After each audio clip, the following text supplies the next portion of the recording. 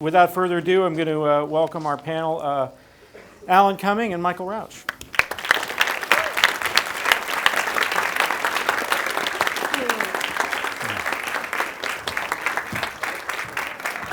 Fabulous. All right. Okay, so my first question for Michael. This is so different from other shows that you've done, and I'm wondering how this came about. This was a book written by James Patterson, and the book had been sent to me by an old friend who works with James Patterson. And I really liked the book. I liked what it was about. It wasn't really anything I had done before. Anything else? I brought snacks. Nuts in my pocket. Sorry. And I was excited to do it, but I was a little hesitant until I found out that Alan was interested. Yes. And that changed everything for me. And all of a sudden, I saw the book as a TV show, and I saw Dylan as someone who I had admired and respected for so long. And the show just kind of came to life in that way. What was the appeal for you? What grabbed you about it? Well, it was really, I got sent the book, first of all, in a sort of galley form. And it was really, I don't read books like this. So I was just like, what's this? And then I find myself going, what's happening? What's that? Why is what goes on? That's James Patterson. Yeah, it's almost like a drug. You know, it's kind of like the opioid crisis, the James Patterson crisis we have in America, and also, really, initially, to play the first ever gay leading character in a network drama in the history of American television, I thought if I don't do it, somebody's who is going to, and then but then I was also like, oh, so that's good, but what's the next stage? I don't really, know quite where that will go. And then that's when I met Michael. And now I came back from Europe, where I was, and we met up, and his sort of approach to it really heartened me, in terms of going into it and not being.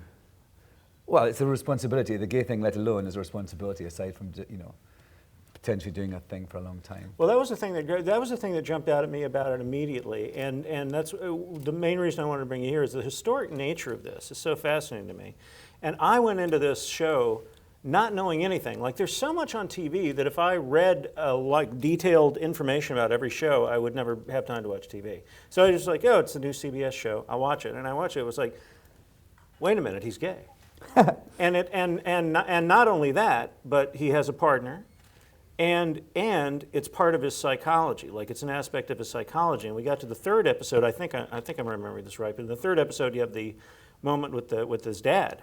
Oh yeah. Yeah, and you see like what a powerful moment that was in forming him as a person. And then I thought I went on Wikipedia and I was looking up gay heroes on crime thrillers, and there weren't any.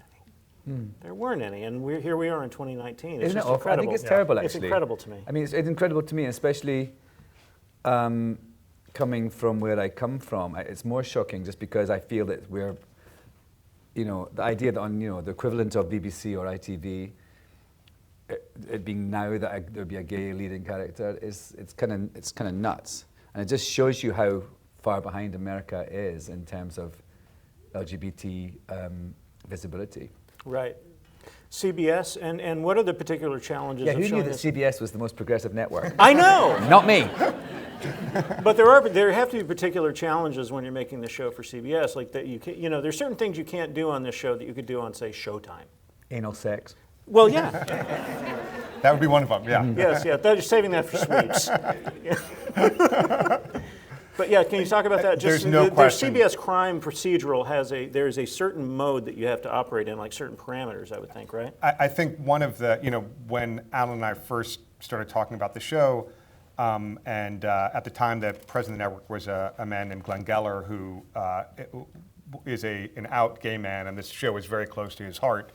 And we really talked about, obviously, we have to have a crime a week. We have to have a homicide a week. That is the food that has to be fed to the beast on CBS. But that this was not going to be a show about that. This was going to be about the characters and about the relationships, and mostly about Dylan and his mind and the way he operates.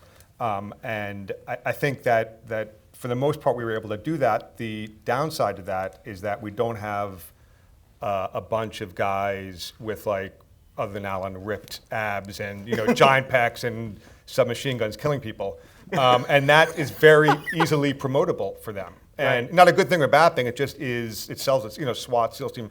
These are shows that you just hear the title and you know what you're going to get. And with a Yes. show like Instinct, you don't know what you're going to get. And the fact that you watched it without even knowing, Yeah. the character was gay, and this was the first time, is both great that they didn't hang a lantern on it, Yeah. and at the same time, a little unfortunate that they didn't promote it more in that way, because I think it may have given us a certain niche that we'd love to have in terms of an audience.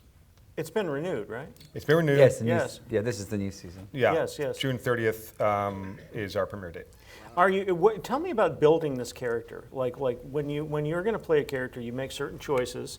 The posture, the voice, the way he carries himself. Bring us into that.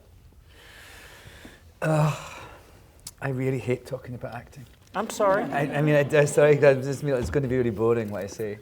I just think it's sort of, I don't really make choices. I find that word, I just sort of, I usually, when I do a part, I've had the material for quite some time. Yes. And so it just sort of infuses into me. And then I realize I have made a choice. I Yes. find it a bit like kind of, like the dramas we're going through in our country's social history right now. But Yeah. I feel that it just sort of happens. I mean, there's certain things like, he is sort of a fuddy-duddy guy. Right. And he was a former spy. So you've got to try and, for me, the biggest challenge really was how to get so many disparate characteristics into one whole person. Yes. So that he is a sort of fuddy-duddy professor, but then he's like, driving his motorbike and kicking someone's ass. And that was really the challenge. One which I don't think I've entirely conquered, but hey-ho. And so I just sort of, I did things like I talked to some former spies. That was quite Yes, fun. yes. Actually, and I found it a hilarious thing that something like 30% of people in the CIA are Mormons. What? I know. I discovered that. I know it's true. And or a very high percentage. And then I went to the one at New Haven. Is that Yale or Harvard? Yale. Yale. And I talked to, I met a gay professor and I was starting somebody's class, and I sort of felt, did things like that to sort of feel what it was like. I have no idea what that is. I've never played. If I play someone and it's possible to find out things about their experience, then I'll do it. I'm not a huge sort of researcher person, but I did that. And then the biggest challenges for me really were about trying to make this a whole person. And also just things like having a gun. I didn't like that at all. Really? No. Because I just don't. So in the second season, I don't know if you know this, I just decided, because in the first season, like I have to, you go and there's a gun person and they tell you what to do and everything. And I don't like having a gun. I don't think it doesn't sit well with me that I'm on television, Alan Cumming has got a gun. Mm-hmm. Because I feel that's not a message I want to send, and I feel our country needs absolute, urgent gun law reform. Mm-hmm. So having a sort of random gun in my hand in a nice suit, I didn't. So, but the thing is, in the first season, the only time I shot my gun was to shoot a glass of poisoned iced tea out of Whoopi Goldberg's hand, thereby saving her life. So I thought, that's fair enough. And then in the second season, this is what you don't know, I just thought, I'm not fucking having a gun. I'm just not going to have one. And they came up and said, here's your gun. I went, I don't want it in this scene, don't want it in this scene. And I never held a gun in the entire second season. So like everyone comes in like this, and I'm just walking in like impermeable man. So I just decided not to do it at all. What you don't know is that we CGI'd a gun into your hand for every scene. Yeah, got a big submachine One in my gun. mouth. Yeah. Was there a moment for you during the shooting of the pilot of the first season where things kind of clicked and you thought, we've got this. I think we know what this is. This is working. For me, we had our, in a show like this, you cast Alan, obviously, is not reading scenes. Naveen Andrews is not reading scenes. Bojana is not reading scenes. So the very first time that everyone gets together and reads the script is also the network table read. Yes. So it's in a really uncomfortable room at Black Rock on 6th Avenue. and there's a screen on the wall, which is all of LA, all the executives who are watching. Oh dear. And so this is the first time the actors have really met and hung out, and it's the first time they're reading it out loud, but they're reading out loud in front of the people who are going to be giving me notes about stuff, and it was a train wreck. It was just couldn't have gone worse. And we had our cast dinner afterwards, and the whole time I was thinking, we're dead in the water. This is horrible. Yeah. And the script's terrible. And then Mark Webb, who directed the pilot, kind of saw my panic. And so we, the next day, had Alan and Bojana come to Mark's house, and we were there for 3 or 4 hours, and they just read through the script.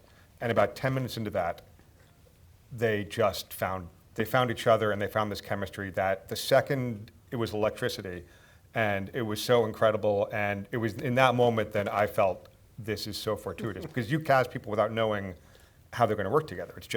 It's often luck. And it's not, normally if you do a play or a film or something, I mean, there are those things that on the first day you sort of, everyone's like, I know it's not performance, just read it, and there's like 50 people in the room all like staring at you, and you are very judged. But this is a more extreme version of it, because it's sort of, we're about to start shooting, and all the people who are paying for the whole thing are just kind of, and also we're only doing a pilot. Yeah. So it's not like we've got a whole season already done. So yeah, it is really awful. I felt really that it wasn't really till the second season, I felt that because of the way that this kind of bucks the trend a bit of a, what do you call it again, a periodical?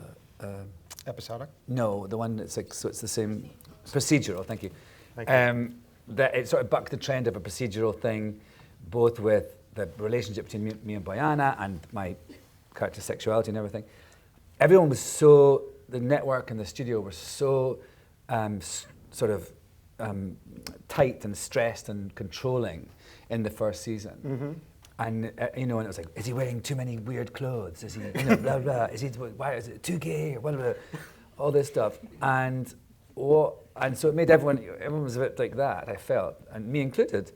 And even though we had fun and everything. Yeah. But it wasn't really till I felt that when we came back to shoot the second season, and the first one had been broadcast, what I found interesting was that the very things that they'd been worried about were actually the things that people liked and made the show different. And so in a way, when we came back, everyone relaxed. Right. And it felt like we were playing to our strengths rather than being worried about our potential weaknesses. So I think it wasn't until the second season I felt kind of got on my horse with it. Did they go through, do you go through a process when you do the pilot? Don't they test the pilot? They tested pilot many times. In What Las was that like? Vegas. Well, we're not there, thank God, but they test it in Las Vegas, which I think is hilarious. And On the just casino floor? No, in these weird little porta cabins or the something. pilot tested really well until the moment that Dan Ings, who plays Alan's husband, appeared. And it's a 7-second scene. And what happens is for those of you who don't know, when testing's happening, you have an audience like this, and everyone has a dial. And a little knob. And every second of the episode, they're asked to turn the dial. So if they like something, they turn it up. If they don't like it, they turn it down. And then there's a button they push, which means they would have turned the show off. And so what you're watching, we're watching the audience through two-way mirror, but above it is a giant screen that is playing the pilot, but laid on top of the screen are graphs. So it's like an EKG So of like a heart it is, patient? Yeah. yes, it It's is like a exactly sci-fi right. And so episode. women are red and men are green, and you Which is watch just it real go life. up and down. Yes, exactly right. Every second, and then the people who turn off the channel, which is, you don't want that. And so we were doing really well, and then all of a sudden the husband appeared, and it was a nosedive Thank to you, the America. bottom. Yes. Yeah. And then 7 seconds later, that scene was over, and it spiked back up, and then 20 minutes later he appeared again, and it nosedived, and then he left the scene, and it spiked back up. And didn't they say things like after, we don't mind that Alan's gay? That was Yeah. that. Oh, thank you. Yes. That, No, there was his character's gay. There was yeah. a Q&A. There was a Q&A afterwards, and none of the men would say that they had a problem with it. And then finally, one man said, "It's not that I'm against gay marriage. I just don't want to put it in my face." The language is always so interesting I know, when people ram say it that. down your throat. I Right. know, hilarious. Yeah. Yeah, exactly right. I should want to bend over and. Yeah. So that was the testing, but they knew what it was going to be, and I thought there was going to be much more of A kickback. Yeah, me Yeah, too. when we aired, I and- didn't. I honestly, in all sorts of social media and all the many interviews and blah blah blah I did, but mostly just in terms of reaction from real people. Yes. I didn't get anything about that, which is you think I might have noticed it, and Yes. it was that was heartening to me. There's a line in this episode, I believe something along the lines of progress is slow. Yeah. yes. And it is, and yet, I'm old. I and many people in this room are old enough to remember when there was a show called Love, Sydney, which had Tony Randall's character was not officially gay, and then at a certain point they let him be, and Ellen coming out, and it was a much bigger deal. And I didn't sense that this was as big a deal. No, it wasn't. Nobody cared. Yeah. I mean, I think that was the progress, and I think also for me, I mean, obviously they did kind of go, it's the first ever network drama with a gay leading character, like do, which fair enough it was, but also the thing that I really liked about it, and I think how progress is made and how where we should be going, is that his sexuality is like the fourth or fifth most interesting trait about his character. And it's also, that's what I think, because you don't say, I get really annoyed and just bored of people going, gay actor Alan Cumming, gay, bisexual, whatever, queer. You would never say straight showrunner Michael Rauch, right? Heterosexual executive producer Michael Rauch. And that, I feel, shows you where we are in terms of how people, the prefix about someone's sexuality really only happens when you're in the LGBT sandwich. And I think how we make that go away or make that better is by having characters who are just, and also happen to be gay. Yes. Because I think and also that they're characters who are in shows where their gayness is not the main storyline and it's not a negative thing or a problem they're having. Yes. And so that's what really also drew me to this character, because really his gayness was not very important in the whole course of the show, but but anything about it was very positive. He has a very loving, grown-up relationship. He's a kick. He's fun. Yeah, I like him. He's fun. He's fun. Yeah. And the high five moment and things like that are just great. You know what I think is interesting is in the thing when I say, I had such a crush on that swimmer, and Bojana says, so did I, they would never have let us say that in the first season. And that's an actual sign of the difference in the sort of much more relaxed way. And also I love that, in the second season, I have my real grey hair, which I wasn't allowed to in the first one. Oh, interesting. And also Bojana got to, so I love as well on TV when it's like the story picks up, a few days later, and everyone's hair is really different, and you've lost weight. So my hair has changed colour, and I've had a haircut in about 3 days. Season ones traditionally are brutal, and they're so much driven by fear, and because of that, it's very hard. They said in the beginning that what we often do in our first season shows is we choose to air episodes out of order. So we go with the strongest episodes first, which makes sense. There's a logic I actually to had that. a moment where I was confused by that when I was, they showed, didn't they do that in the first season? Yes, so the they first turned it around. But what it prevents us from doing as writers is being able to tell arcs because if you don't know where episodes are going to air, you can't set up a character storyline or relationship, because if they break up and that episode ends up airing before they get together, it's a problem. Right. Maybe a little confusing. So in the second season, we knew that wasn't going to be an issue, and we were able to really just lay the whole thing out. And so creatively, it was much more fulfilling. And I think, as Alan said, it was much more effortless because of that. And Travis, who's the hunky stud, boy at the end, the stud muffin, who comes in at the end, he's like a, goes his, that. I was wondering about that, Yeah, because that there was some energy obviously there. set up. Yeah. Yes. His character, he's from Nebraska, and there's been a link with the person who's in the the folded up thing, and he comes in it and is in it for the whole season, and sexual tension. But just getting back for one thing, because it never even occurred to me, we were talking about the lack of controversy about the first gay lead and blah, blah, blah, blah. Yeah. I wonder if you hadn't played the role, if it had been someone less talented, less of a reputation, less boring. If there would have been, if there would have been more of a, I feel like you've achieved. He's a star. He's a star, and he's also, beyond that, he's so respected that it almost feels like you can't. It's much harder to make a big deal out of it. Well, and also then- on this very same network, they spent many years watching you on another show. Yes. On a hit show. Yes. And so they would question themselves if all of a sudden they weren't okay with you. Right. Right? Yeah, Like that's that's an a interesting reckoning thing a lot of about- people don't want to have, maybe. That's about an interesting thing about networks, I think. It's kind of a dying thing. Or I guess not, because now, but it's sort of like the old studio system that people have. Like I've been on CBS for almost a decade. And so there's CBS people, I'm sort of a CBS person at this Yeah. moment. It's kind of weird. And I think that's interesting, that people have some sort of connection to you. And a lot of people, like the one you just, was that the one that David Boreanaz is on, the SWAT? SEAL team. SEAL Yeah. team. And he was on another one before that, and I was on another Michael one before that. Weatherly and yeah. Yeah, all these people. And I think that's one of the That's true. nice things about those, I don't know the other networks really, but about CBS, they're very loyal. They actually are very, you do feel you're part of this sort of family/slave system. Yes. I'm only kidding. I wondered if it would be okay if we took some questions from the audience. I'd be down. Sure. Okay, all right. Can we? Are we ready to go with the mics? Yeah. Okay, fantastic. Let's start right here. Yeah, Let's wait for the microphone. it's just very curious. You said you went to spend some time with spies. Yeah. How do you get in to see a spy? Well, I spoke to them on the telephone. I didn't Oh, okay. meet them in real life. I spoke to them on the telephone. A couple of them, though. And I can't remember how you helped me. There's a woman that is spy a retired fixer. CIA who I had worked with on a previous project, and she's amazing. And so she set Alan up with some people. So you didn't see them in person. Pardon? You didn't see them in person. That's I did right. not. I Okay. didn't see them in real life. It was all very Cloak and dagger, subterfuge. Yeah.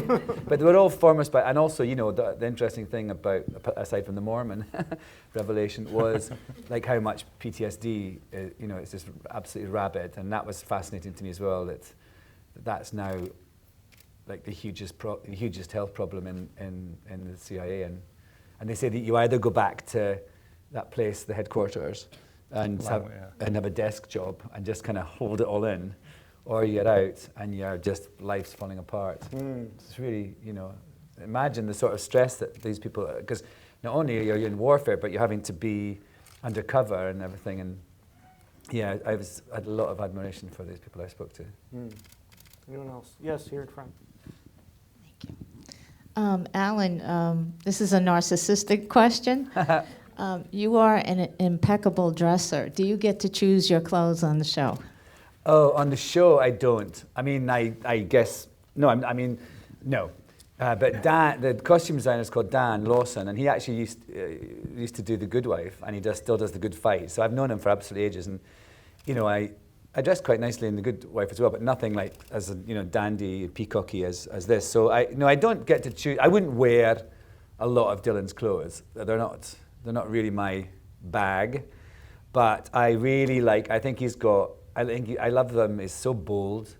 I mean, it's kind of nuts sometimes, the things I'm wearing. And then on one of the episodes in the first season, there was a big sort of thing on Twitter. He wore 5 coats in one episode. So I quite enjoy that. And I really, it's obviously incredibly helpful when you are, just barely hanging a performance together, when you have an element of it that is so bold and gives you such an insight into who this person is. And Dan, I think it's interesting. I feel like costume design, it's usually when people have period pieces or things everyone goes nuts for period pieces. But actually, I think the best costume designers or the biggest skill that a costume designer needs is when it's contemporary. And I loved both in The Good Wife and in this that like people come on, especially in small, guest star parts, and there'll be some little tiny detail in what they're wearing that says such a lot about their character and tells you so much more about who they are and where they're from than just the words they're saying. So I think he's really excellent, and I also think it's something that we don't really appreciate enough as contemporary costume designers' work. Are there any particular things in Dylan's wardrobe that are like that, like little details or touches that add to him? He does. He's very mixy matchy. He does like stripes and things and all that sort of the little things you're not supposed to do, and I love that. Of course, that's, right. Yeah. He's kind of, it's bold but sort of ballsy as well, and and my favorite ever thing is in this season there's an episode where I go with Travis back to Nebraska. And I was saying, well, that'll be fun. Like, what'll he wear in Nebraska? Do you know what I mean? And so what we did was he got a three-piece suit made of denim. and that's the only thing I asked to keep from my wardrobe. That's great. That's great. Yes, back here. Yeah, I have a question. The series is based on a James Patterson novel, and I'm just wondering, once something like this goes to series, what would his involvement be, if any, as you go from season to season? So, Phil, is that you? Yeah, that's Hey, me. Phil, how are you? Phil's in the show. He's one of our homicide detectives. So James Patterson,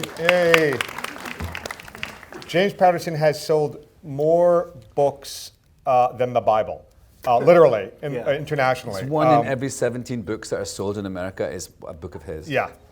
He just published 3 since this started. He, in season 1, read every outline, every script, watched every cut, and was usually the first person to give notes. And he did it all from the beginning by saying, it's yours, do what you want with it, take what you want from the book. If you want none of it, leave it. I'm going to tell you my opinions and my ideas, but you don't take any of them. So he couldn't have been more involved and incredibly efficient in terms of, I don't know how he does all of that, but never in an obnoxious way and never in a disrespectful or forceful way. Yeah. I heard this rumor, and I was sitting next to him at this dinner after a concert I did, and I also met the other man. Did I tell you? I met the other guy. Howard Ruffin, he really? came to a concert I did in Florida. He's very nice. But I said to Jim, I'd heard this rumor that he has a tree house, and that he has different rooms in this tree house with different writers, because he's always collaborating with different people. Like he did a book with President Clinton. And so I don't know whether I dreamt this or I think someone told me, but I just always imagine him being in this treehouse, and there's all these people in different rooms in this treehouse, and he walks in and goes, blah, blah, blah, chapter 1, da, da, da, da, da, and then he goes up to this other room and blah, blah, blah, they come in, they shoot people, and he goes to this other one. And so I was at this dinner with him, I said, is it true you have a treehouse and you have all these different writers? And he went, no.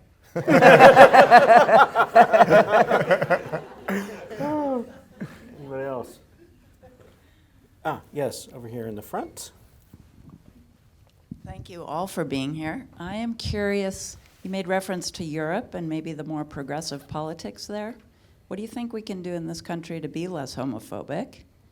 And maybe to all 3 of you. And then is the club still open that you did here in New York? My bar? Yes? Club Cumming? Oh, yes, open. Awesome. 7 nights a week. Great. Have you been there? Not You yet. haven't. Oh, Not you yet. have to go. It is truly an incredibly special place. It really is, yeah. Cross-fertilization of marketing here. Well, I mean, I don't think it's necessarily more progressive politics happening in Britain right now. It is in Scotland, definitely, but I wouldn't say that, the Conservative Party are particularly progressive, but in Westminster. But I do think there has been a longer history of more progressive attitudes in terms of, LGBT rights, social issues like that. And I think it's a bigger conversation, but I think partly the reason is that this country is much more shameful about sex in general, and especially, homosexuality than in Europe. And I found that when I came here, I was really shocked by the way that people's attitudes towards sex in general. So I think that's one of the problems, and so that's something I think we can all work at, having no shame in what we desire.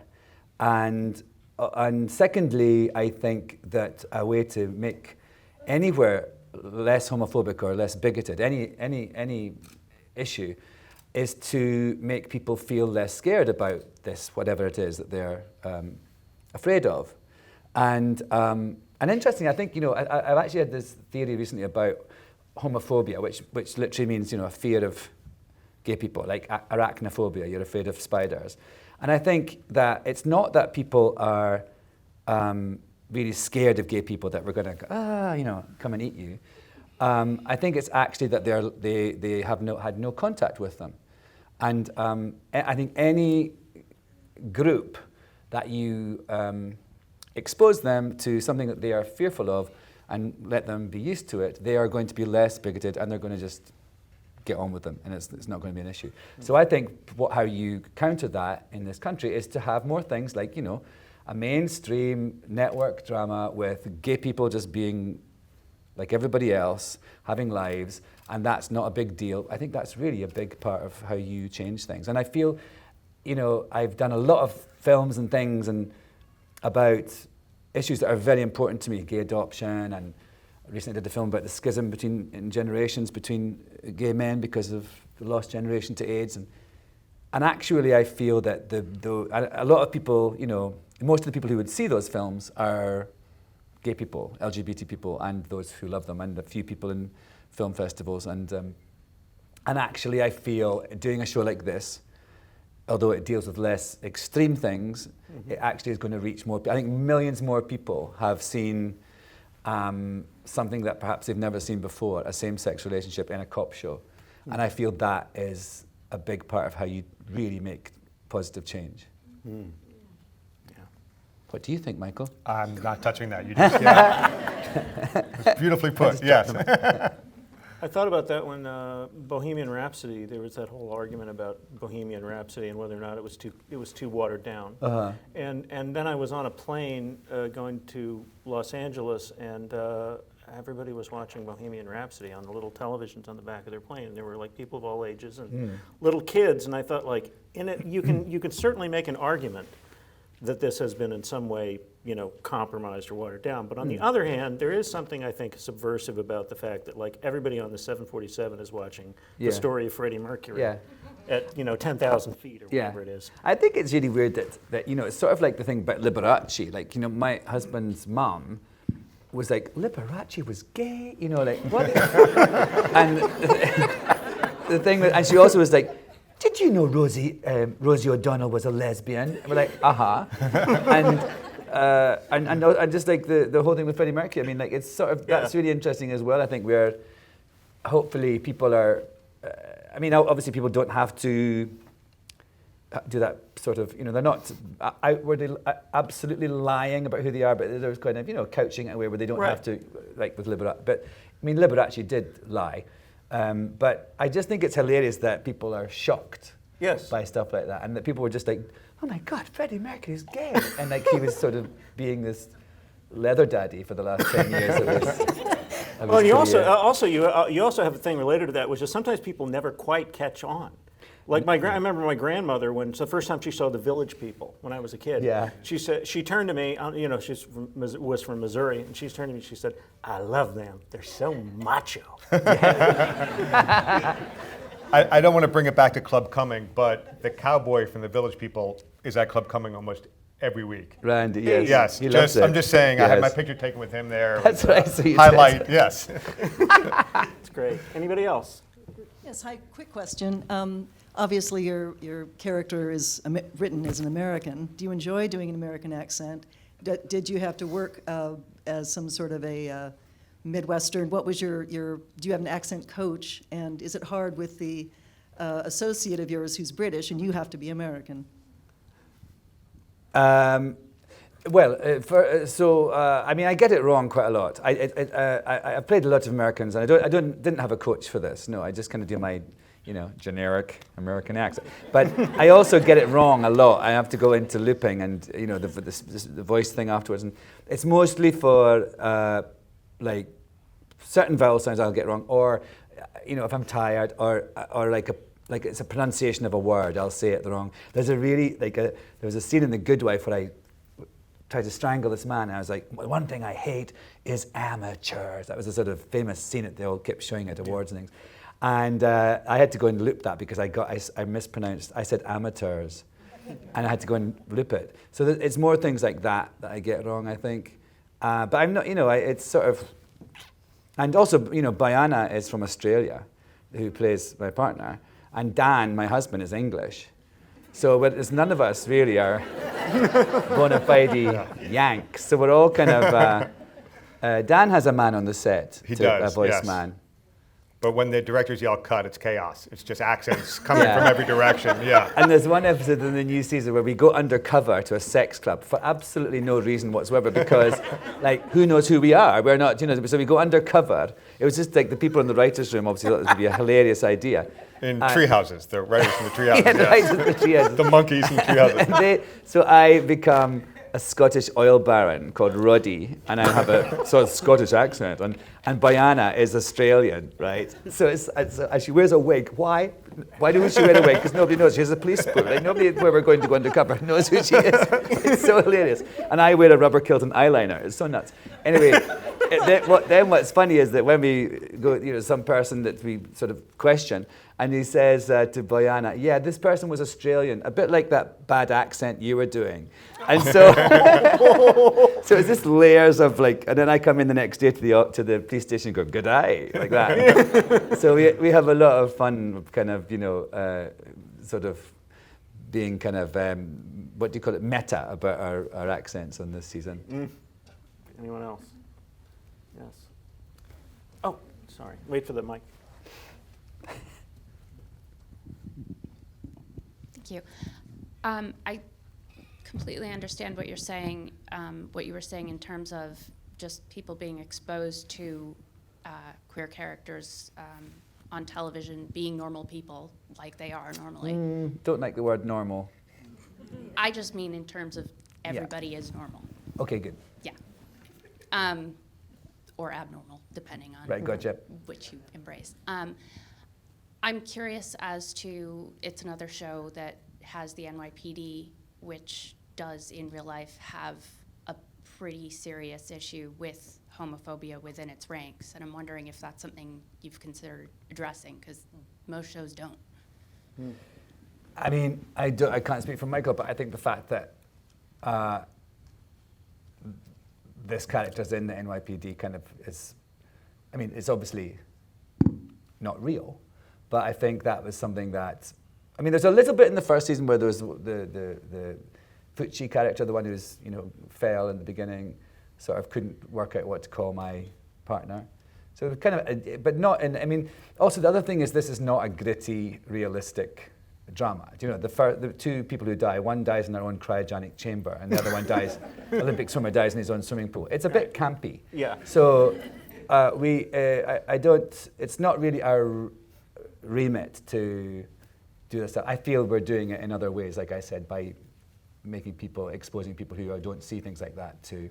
But no, I don't think there's, it's not really. No, I think trying to handle them with a lighter touch, issues like that feel tonally more right for the show, especially on the network, because I think if we start playing those stories in a very realistic way, it's going to puncture the bubble of what makes a show fun. And also then I wouldn't be able to go to work. I mean, that's the thing. It is a fantasy, it's an absolute fantasy. I wouldn't think I would be allowed to do what I do in real life, having a not consultant, way. blah, blah, yeah. So. But I think if we were not on CBS Network, if we were on Showtime or CBS All Access, there would be more freedom to explore some of those issues in a way that could keep our tone consistent. No, and not that it's skirted. I mean, there's an episode, spoiler alert, where we are, what was that last season, starting to try to adopt a child, me and my husband, and the interviewee lady from the adoption thing is homophobic, sort of makes some homophobic things, and we address that and, challenge her on that, so, but yeah. Yes. Anyone else? All right. Well, folks, thank you so much for coming out. Thank you so much. Michael. Thank you, Alan. Thank you. Absolutely. I'm nuts. Thank you so much. Thank you so much.